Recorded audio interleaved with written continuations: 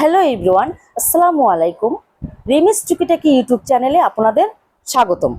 আজকে একেবারে ইজিলি এবং ঘরোয়াভাবে কিভাবে পোলাও রান্না করা হয় সেটাই আমি দেখাবো। প্রথমে প্যানে আধা কাপ পরিমাণ তেল দিয়ে দিব দুটা তেজপাতা, দুটা এলাচ, দুটা দারুচিনি। এখন পরিমাণ মতো পেঁয়াজ কুচি দিয়ে হালকা করে ভেজে নিব। বেশি ভাজবো না, বেশি ভাজলে পোলাওটা লালচে দেখাবে।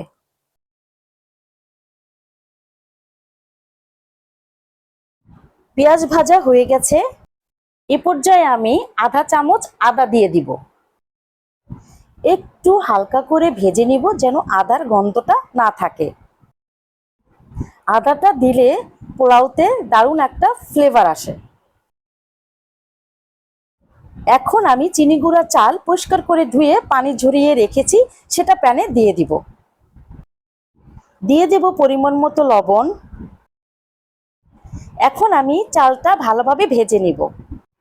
এখানে আমি 1 কেজি পরিমাণ চাল নিয়েছি, অর্থাৎ 4 পট চালে আমি 8 পট পানি দিব, মানে চাল যতটুকু তার ডাবল পানি দিব।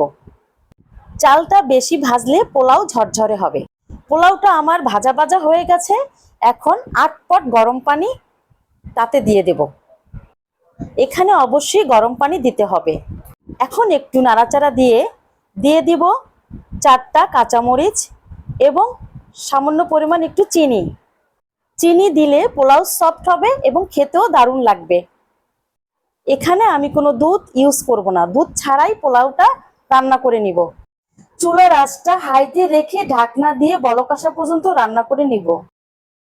যখন পোলাওতে অল্প পানি থাকবে ঠিক সে পর্যায়ে চুলার আঁচটা লোতে রেখে 7-8 মিনিটের জন্য রান্না করে নিব।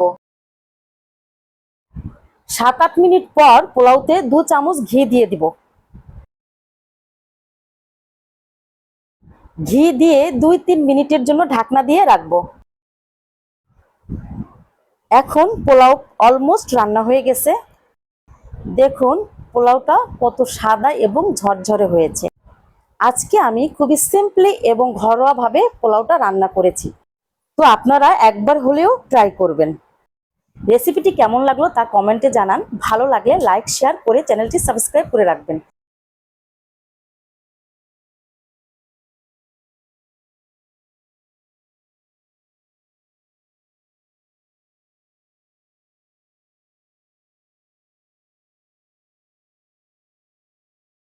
সুন্দর সুন্দর রেসিপি পাওয়ার জন্য।